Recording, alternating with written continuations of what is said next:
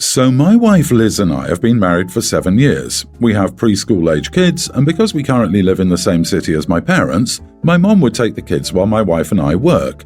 Liz has a much larger income. She got an even better job opportunity that requires us to move to another city. I agreed, since I could easily find a job in my field in the city we're moving to, but after my family heard we were selling the house to move, it all broke loose.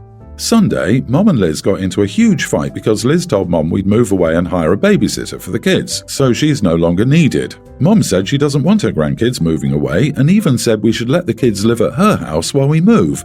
Liz laughed at her and Mum lost it, basically saying that Liz was an ungrateful witch and that her grandkids moving would only happen over her dead body. They began exchanging harsher words and Liz snapped and told Mum to butt out of private matters that didn't concern her and said that she had no right to decide things regarding the kids.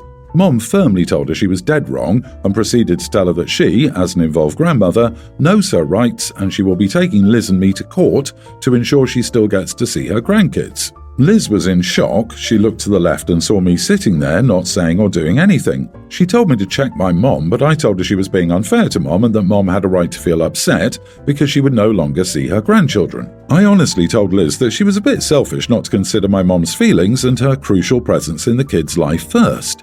Liz started arguing with me, saying she couldn't believe I didn't stand behind her and defend her after hearing my mom saying she'd get the court involved. I said Mom was upset and couldn't be blamed for her reaction. Liz started yelling at me, calling me unsupportive and an enabler, then went home with the kids, insisting my family is my problem and I should handle it, although this whole moving thing was her idea.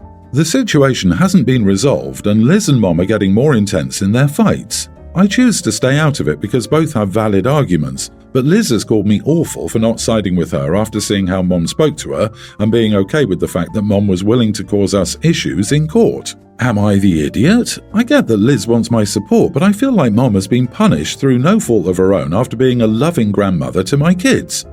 You are the idiot. Your mom threatened to take your family to court to get custody of the kids. She wants them to live with her. That is a disproportionate reaction to being told that someone is moving. Are you okay with moving to a new city? It sounds like you are. Why would you ever let anyone threaten your wife with the court for doing something incredibly beneficial for your family? Why would you let someone threaten you instead of offering to get on a plane to see you? Your mom is threatening your family, and she could very well actually gain custody of the kids depending on how much and how long she takes care of them. OMG, you are the idiot, OP. Your wife and children should be your first priority always, not your mother's feelings about moving. You're a weak man, OP, and it's likely your wife is considering if you're the kind of man she wants to be with. A parent, especially a father's, number one job is to protect his family. Your family is being threatened, your wife is being attacked, and you're standing idly by as if this is some TV drama and you're just a spectator. It's one thing to understand why your mother is upset. I can sympathize with your mother here. She loves her grandkids and she's sad she's not going to see them every day. But that doesn't give her the right to threaten your family and attempt to steal your children. Grow some balls and stand up to your mother. Well, if OP continues on the course he's taking, he can share his visitation time with his mother.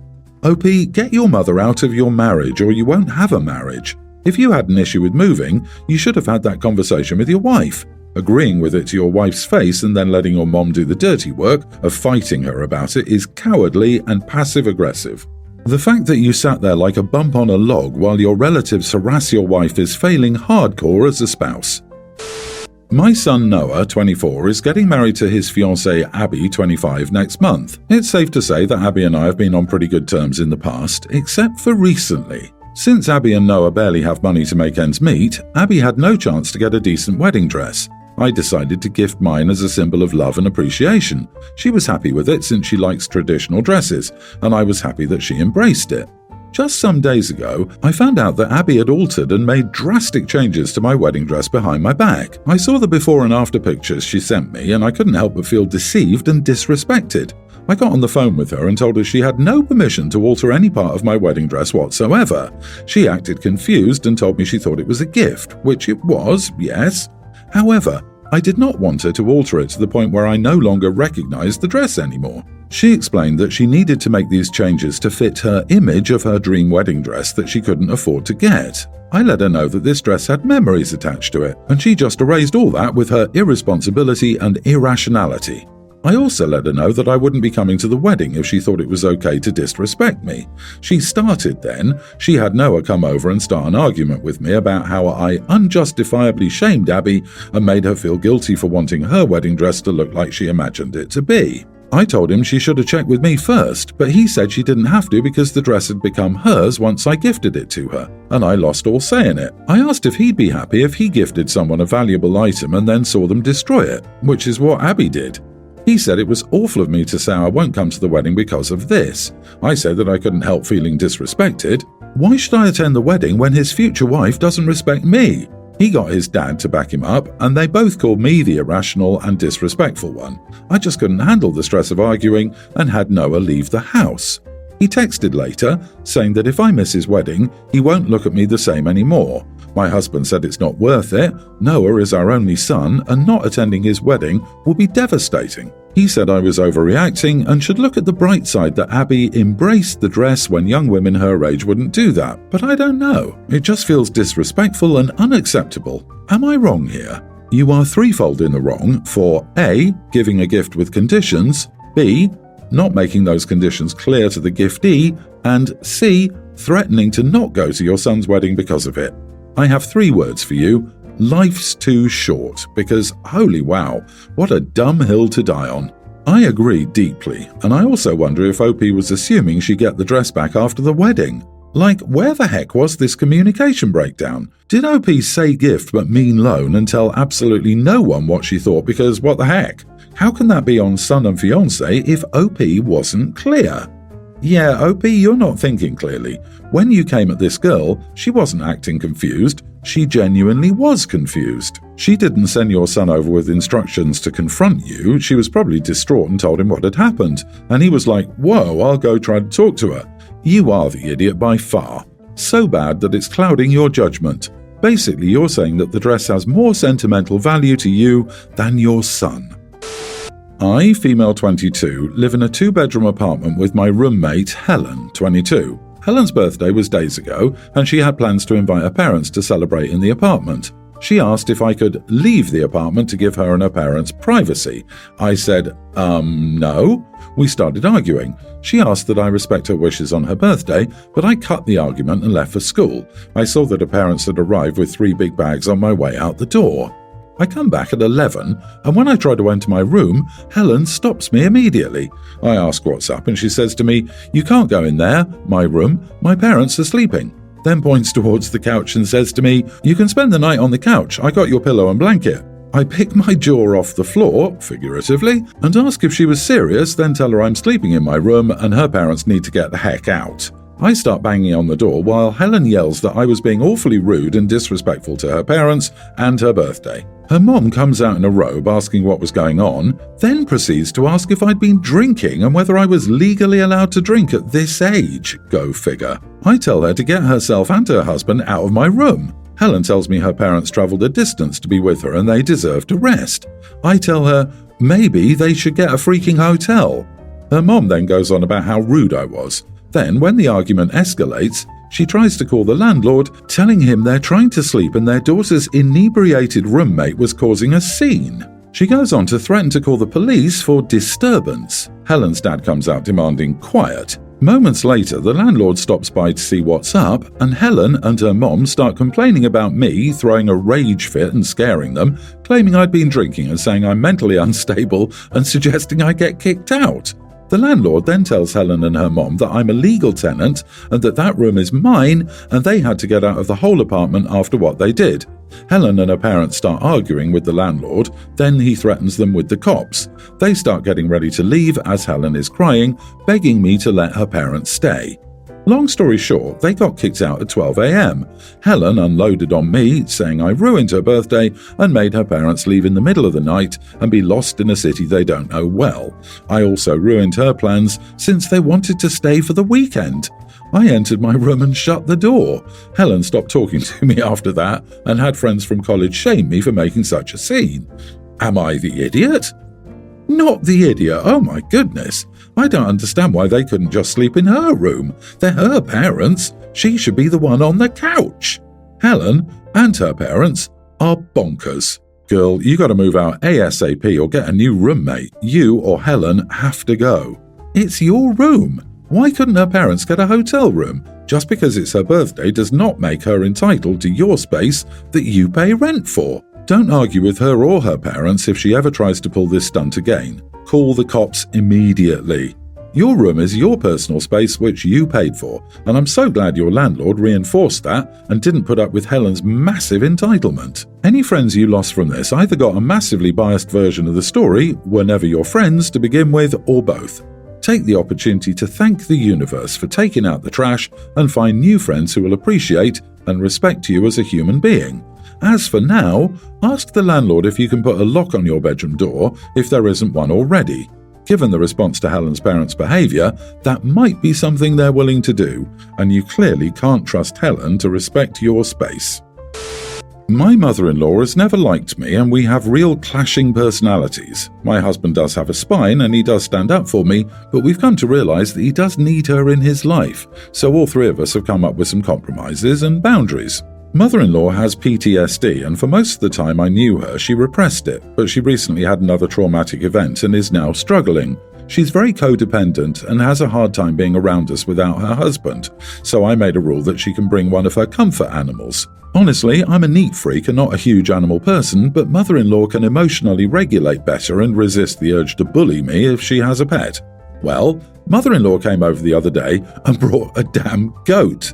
I didn't open the door for her, or I would have stopped her, but she led this goat through my house. She smirked in triumph, but I immediately told her to get that goat out. Mother-in-law said, but it's her comfort goat.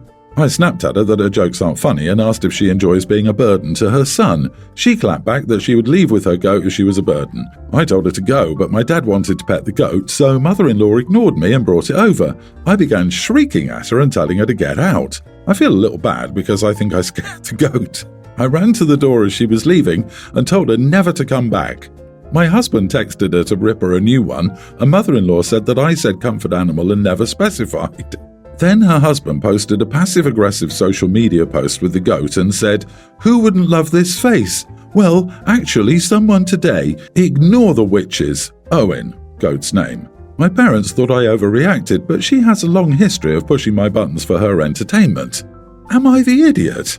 I never imagined I would get to weigh in on the validity of an emotional support goat. I imagine mother-in-law with an evil cackle as she decides to load a damn goat into her car. Did she put down blankets? Did it try to eat the upholstery?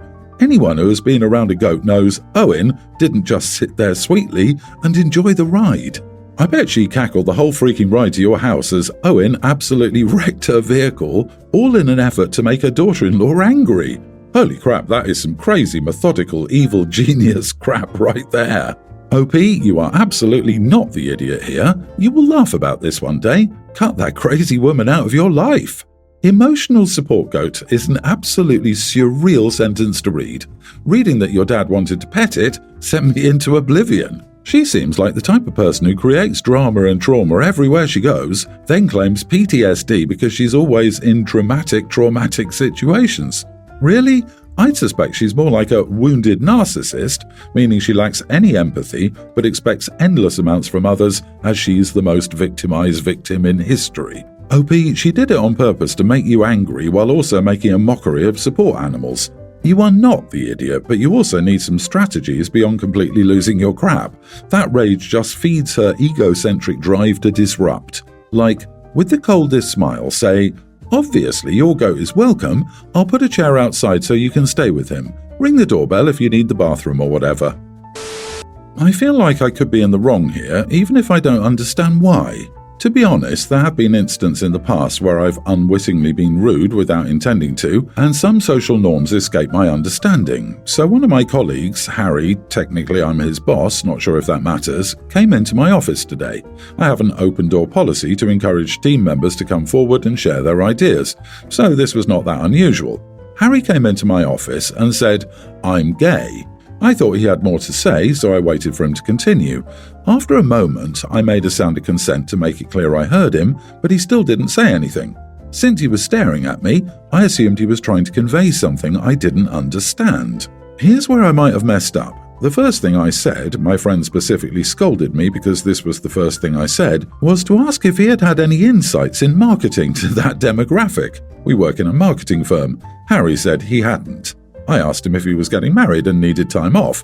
This too, I have been informed, was a stupid response. Harry said he wasn't married. I finally said that if Harry had nothing else he wanted to discuss, he should leave as I had a meeting starting in a few minutes and needed the office. He left. Shortly afterward, a mutual friend scolded me and said I was a right idiot for the way I responded to Harry.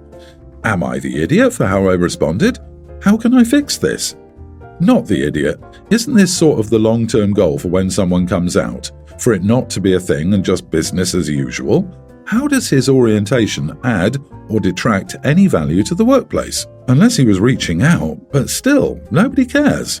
LMAO, like, why did he need to announce this? So random and odd. Like, did he need support? If so, then say that. LOL, no, you're fine. In the future, you can always go with something along the lines of, I appreciate you feeling comfortable enough to share that with me. Can I ask, was there any specific reason you brought it up today? Has someone made you feel uncomfortable due to this? Anything I can help you with? Have I made you feel uncomfortable in any way? No idiots here, I'm bi, and honestly, this made me laugh, as it reminds me of coming out to my autistic friend who thought it was obvious and wondered why I was bringing it up. Honestly, poor guy, since coming out can be stressful, he probably didn't expect this kind of outcome. But not like you said anything unkind in any way. You were clearly caught off guard and just responded as a boss.